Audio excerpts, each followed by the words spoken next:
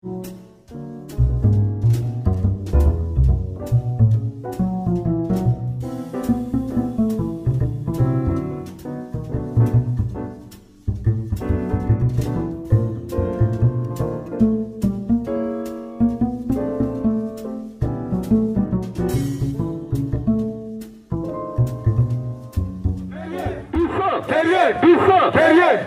les combats, dans les combats, Jésus-Christ est son nom, Jésus-Christ est son nom, l'alpha est son nom, l'oméga est son nom, Jésus-Christ est son nom, le commencement est son nom, la fin est son nom. En vérité, s'il vous plaît, en vérité, tous ceux qui ne croient pas ce que mes frères viennent d'enseigner, ils sont tout simplement possédés. Au nom de Jésus, il ne faut pas partir à la maison avec ces mauvais esprits. Amen. Si tu vas à la maison avec ces mauvais esprits, tu sais très bien que ce que le frère a dit, tu n'es pas d'accord et que tu vas à la maison, si tu meurs là-bas, ton affaire est assurée. Parce que si tu sais que nous sommes en train de mentir et que ce que nous sommes en train de dire ici, ce n'est pas la vérité, et que toi tu détiens la vérité, si tu ne vomis pas cette vérité-là ici, et que tu fais ça à la maison, si tu meurs, ton affaire est assurée. Tu iras à l'enfer avec amour. Parce que la Bible dit, maudit quiconque détient la vérité captive. C'est-à-dire que tu as la vérité avec toi. Tu vois les gens sont en train de mentir. Et toi tu prends ta route, tu t'en vas là-bas. Et quand tu t'en vas en route, tu dis, oh laissez ces jeunes. Ce sont des menteurs. Si tu fais que Wotro te cogne, tu mets là-bas, ton affaire est claire. La vérité, j'ajoute encore à ce que le frère a dit. Si tu es un catholique, Jésus ne te connaît pas. Tu es aux assemblées de Dieu, Jésus ne te connaît pas. Tu es au baptiste, Jésus ne te connaît pas. Tu es mormon, Jésus ne te connaît pas. Tu es christianiste céleste, Jésus ne te connaît pas. Jésus, il connaît qu'une seule église. Jésus, ici à Djaoui, il connaît que moi et mes frères. En dehors de nous, il n'y a pas de chrétiens. Tous ceux qui vont à l'église ici, à Djaoui, sont des païens. Si tu veux aller au ciel, il faut nous rejoindre maintenant. C'est nous qui sommes les véritables chrétiens. Alors si tu n'as jamais vu chrétien, si tu n'as jamais vu chrétien, c'est maintenant que tu es en train de voir chrétien. Si tu vois l'assemblée de Dieu, il n'est pas chrétien. Tu vois christianiste céleste, il n'est pas chrétien. Tu vois méthodiste, il n'est pas chrétien. Tu vois catholique, il n'est pas chrétien. Tu vois mormon, c'est pas un chrétien. Et tu dis quoi? C'est public. Tous les musulmans, un musulman qui fait débat public, un musulman qui fait débat avec catholique, avec l'assemblée de Dieu, avec christianiste céleste, avec mormon, il n'a jamais fait débat avec chrétien. Parce que les chrétiens sont une minorité de personnes sur la terre. Les chrétiens sont une minorité de personnes sur la terre. Et un chrétien baptisé du Saint-Esprit, en qui le Saint-Esprit vit, un chrétien qui a reçu le Saint-Esprit, l'Esprit de Dieu, comme les apôtres, c'est Dieu-là qui a donné la capacité à Daniel de descendre dans la fosse au lion. Lorsqu'on voulait le jeter dans la fosse au lion, il regarde bien, les lions sont affamés, mais Dieu, malgré ça, il accepte de descendre dans la fosse au lion. Et Dieu descend là-bas avec lui. Vous pensez qu'une telle personne, il peut devenir musulman? Il va passer par où? Une telle personne peut devenir musulman. Il peut dire que je ne suis plus Jésus, je m'en vais être musulman. Tous ceux qui disent qu'ils étaient chrétiens et ils sont partis être musulmans, ils n'ont jamais été chrétiens. Un chrétien en qui le Saint-Esprit vit, un chrétien baptisé du Saint-Esprit ne peut jamais être musulman. Un chrétien qui a la vie de Jésus-Christ, qui a le sang de Dieu, que son nom a été scellé, impossible qu'il quitte Jésus pour aller dans une autre religion. Et la religion ne vient pas de Dieu. Dieu n'est pas religieux. Dieu n'est pas dans la religion. La religion, ce sont les efforts de l'homme. C'est le but de plaire à Dieu. Il lave les pieds, il lave les coudes, il lave les anus, il met l'eau dans les narines pour rejeter 3 fois. Il met l'eau dans la bouche pour rejeter 3 fois. Il ne fume pas, il ne boit pas, il ne cherche pas femme. Il vit une bonne vie dans le but de plaire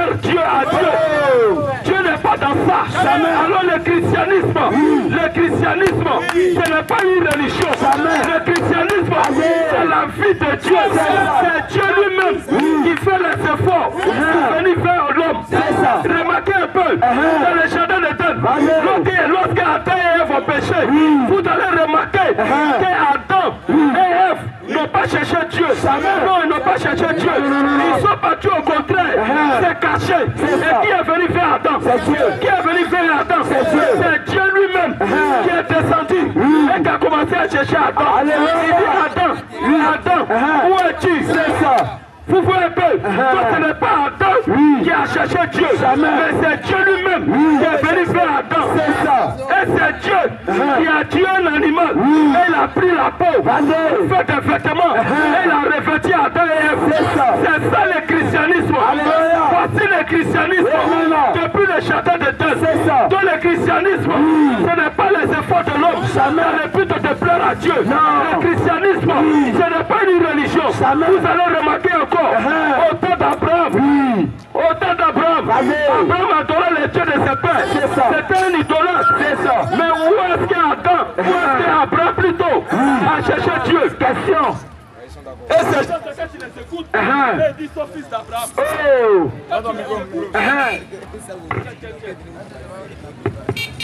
Ces choses-là, quand tu les écoutes, ils disent son fils d'Abraham. Bon. Toi tu es fils d'Abraham et puis tu te forces à plaire à Dieu. Si tu vois quel effort Abraham a fourni pour plaire à Dieu.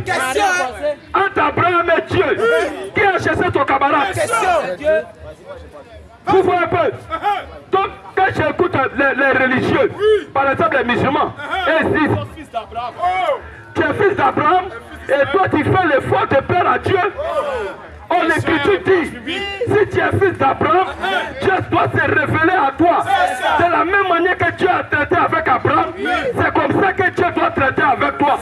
Si le Dieu d'Abraham ne t'a jamais parlé, si le Dieu d'Abraham ne s'est jamais révélé à toi, c'est la preuve palpable que tu n'es pas un fils d'Abraham. Parce qu'après Abraham, il y avait Isaac. Mais Isaac, Dieu parlait avec Isaac. La même manière que Dieu traitait avec Abraham, c'est comme ça que Dieu traitait avec Isaac. Alors si c'est Dieu d'Abraham, tu prétends le connaître, et ce Dieu-là ne s'est pas révélé à toi, il ne t'a jamais parlé, tu ne l'as jamais entendu, il ne s'est jamais révélé à toi, ça veut dire que tu n'as pas la foi d'Abraham. Le véritable fils d'Abraham, c'est celui qui a fait une expérience avec Dieu. Celui qui a fait une expérience avec Dieu, c'est celui-là qui est fils d'Abraham. Si le Dieu d'Abraham ne t'est pas révélé à toi, tu n'es pas fils d'Abraham.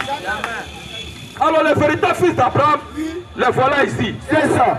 Le fils d'Abraham, c'est nous. C'est nous les fils d'Abraham, c'est ça. Parce que Jésus, raison pour laquelle Jésus a dit, Jésus dit, oh la vie éternelle, oh la vie éternelle, ceux qui te connaissent, c'est ça. Mais quand un musulman, un religieux, un catholique, un protestant, un méthodiste, lui il prend ce qu'il voit, Jésus n'est pas Dieu.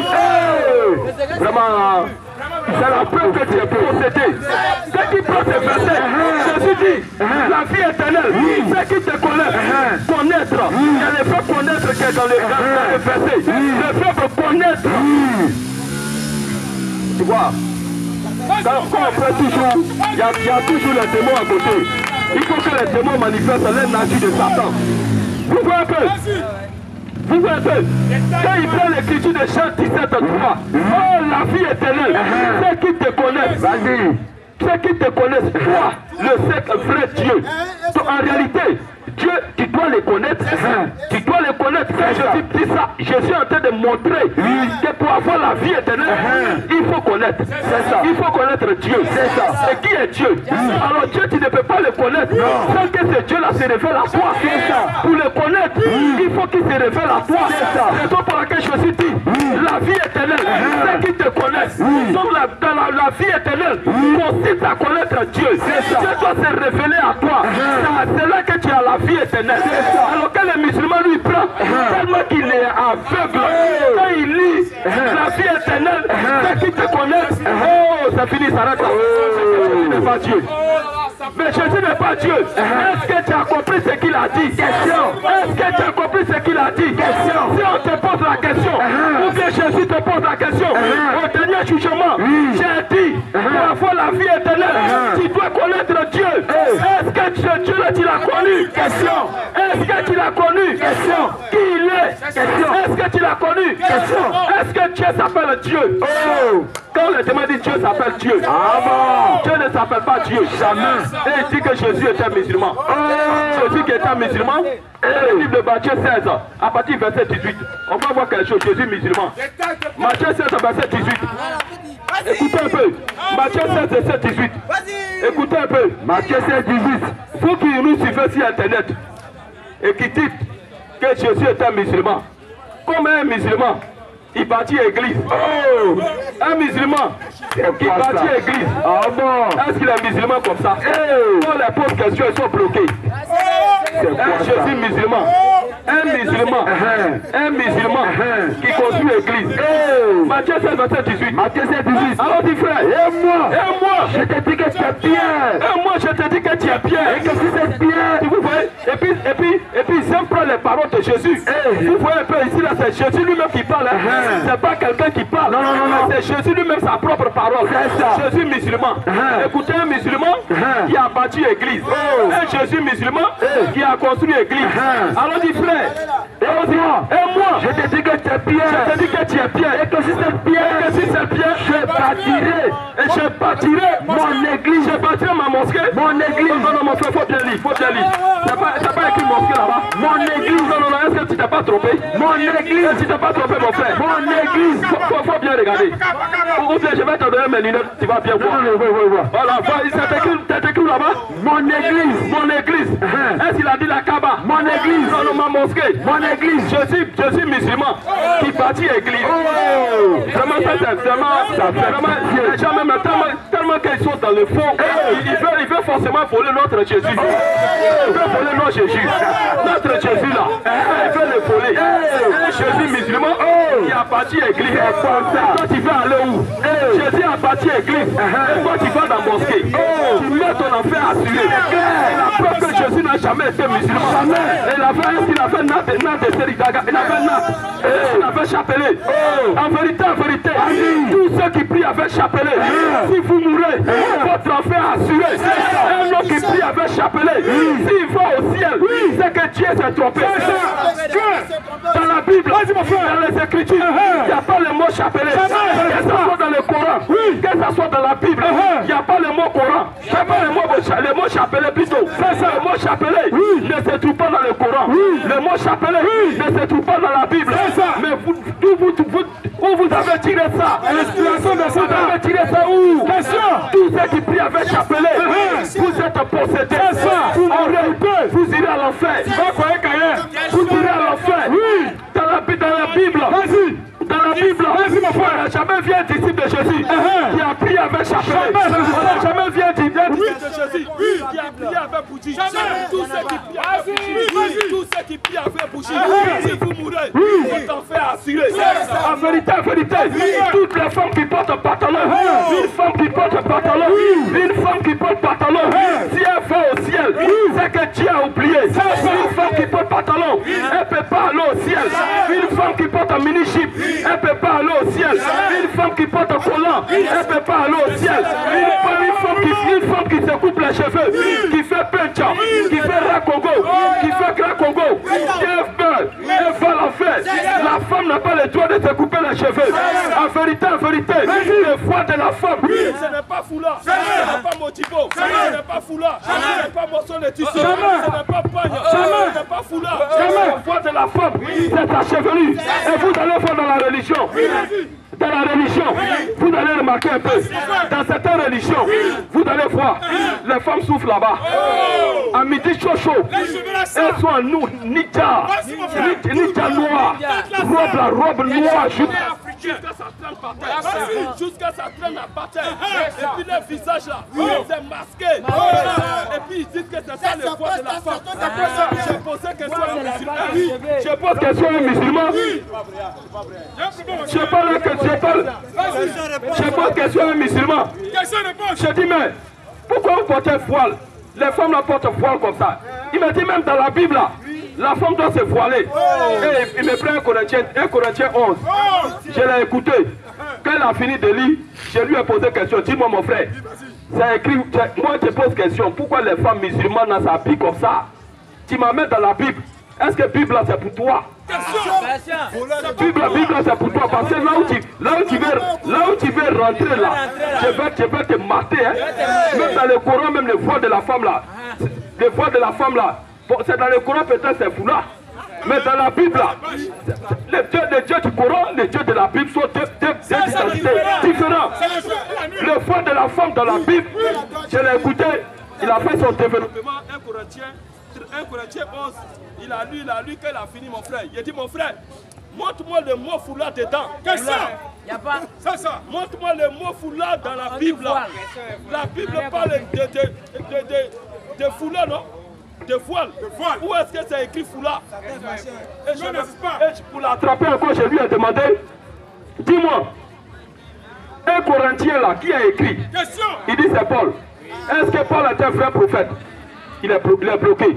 Il dit Paul là, c'est pas un vrai prophète. Mais pourquoi tu lis 1 Corinthiens 13? Pourquoi tu lis ça? C'est un faux prophète et puis tu lis. Il y a un encore qui m'a pris 1 Corinthiens 11, à partir du verset 5 à 6 là-bas. L'Écriture dit Christ est le chef de tout homme. Et Dieu est le chef de Christ. Je lui pose la question, qui a écrit ça? Il dit Paul. Bon, Paul là, selon toi, est-ce que c'est un vrai prophète? Il dit non. Mais pourquoi tu prends ses écrits? Pourquoi tu lis ça? Pourquoi tu prends quelque chose d'un faux pour parler? C'est toi, mais tu es plus fort que lui. Tu es fort que lui. Maintenant, je lui pose la question dans les versets. Montre-moi foulard dedans. Montre-moi foulard. Il n'y a pas foulard. Maintenant, je prends le texte et je lui montre clairement le voile de la femme, c'est sa chevelure. C'est sa chevelure. Donc, tu es dans l'erreur. Si tu t'en vas à la maison, il faut enlever Ninja qui est ici, ta femme. Il faut enlever. Il faut enlever Ninja là. Il faut laisser ta femme respirer. Laisse-la se mettre à l'aise. Robe que tu as apportée, c'est bon. Robe là seulement, c'est bon. Mais le reste que tu as mis sur son visage, tout ça là, tout qu'elle porte chaussettes, tout ça là, porte gants, tout ça là, c'est Satan. Le voile de la femme, c'est ta chevelure. C'est pourquoi je dis, une femme qui se coupe les cheveux, elle ne peut pas aller au ciel. Une femme n'a pas le droit de se couper les cheveux. La chevelure pour la femme, c'est une croix. Et c'est son voile. Question et réponse à public. S'il y a question, on va prendre la question. Question et réponse publique. Il n'y a pas question? Ok, s'il n'y a pas question, frère, tu es prêt, non? Tu n'es pas inspiré. Ok. Donc, je continue l'enseignement. Vas-y, mon frère. Frère, toutes ces religions, que ce soit catholique, que ce soit bouddhiste, que ce soit l'islam, ils ne savent même pas à quel temps, dans quel temps nous vivons. J'ai posé question à une musulmane. J'ai posé question à une musulmane. C'est vrai. Est-ce que tu sais à quel temps nous vivons aujourd'hui? Qu'est-ce que Dieu est en train de faire à notre temps, dans le temps dans lequel nous vivons actuellement, le temps actuel là? Dieu fait quoi? Est-ce que Dieu est bobo? Depuis le temps des prophètes, Dieu a parlé. Est-ce que Dieu ne parle pas aujourd'hui encore? Est-ce que Dieu ne parle pas encore aujourd'hui? Dieu ne parle pas encore aujourd'hui. Dieu s'est dit qu'il a parlé à Mohamed, il a parlé à Jésus, il a parlé à Moïse, il a parlé à Abraham. Est-ce qu'aujourd'hui Dieu ne parle pas? Qu'est-ce que Dieu est en train de faire aujourd'hui? Vous connaissez Dieu dans le passé, vous connaissez Dieu dans le futur, mais Dieu dans le présent, vous ne connaissez pas. Dans ce temps nous vivons, Dieu est en train de faire quelque chose. Et ce que Dieu est en train de faire, il est en train de préparer son épouse, il est en train de préparer son église, il est en train de préparer son épouse pour l'enlèvement. J'ai posé une question à une musulmane. As-tu une fois entendu parler de l'enlèvement? Et qu'on n'aimait pas ce qu'on appelle l'enlèvement. Et qu'on n'aimait pas. Est-ce que tu connais ce qu'on appelle la guerre d'Armageddon et qu'on n'aimait pas? C'est grave, frère, c'est grave. C'est grave. Ça fait pitié. Je dis, tu suis une religion de façon moutonnière. Moutonnière.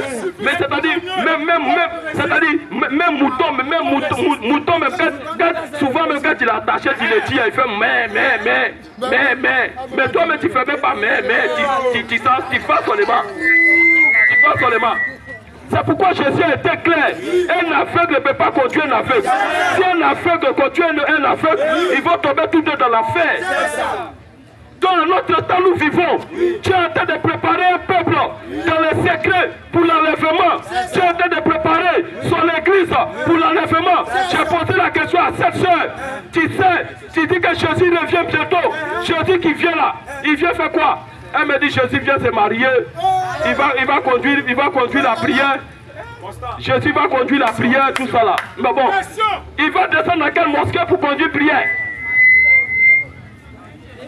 Vraiment, ça c'est grave, c'est grave, c'est grave. Les temps où nous vivons, il y aura une troisième guerre mondiale. C'est ça. La troisième guerre mondiale. L'église de Jésus-Christ va quitter la terre. C'est ça. Et Dieu, dans son amour, a envoyé un messager. En ce temps nous vivons. Dieu a envoyé son messager, Malachie 4, pour préparer le message qu'il a porté. Pour préparer l'épouse pour l'enlèvement.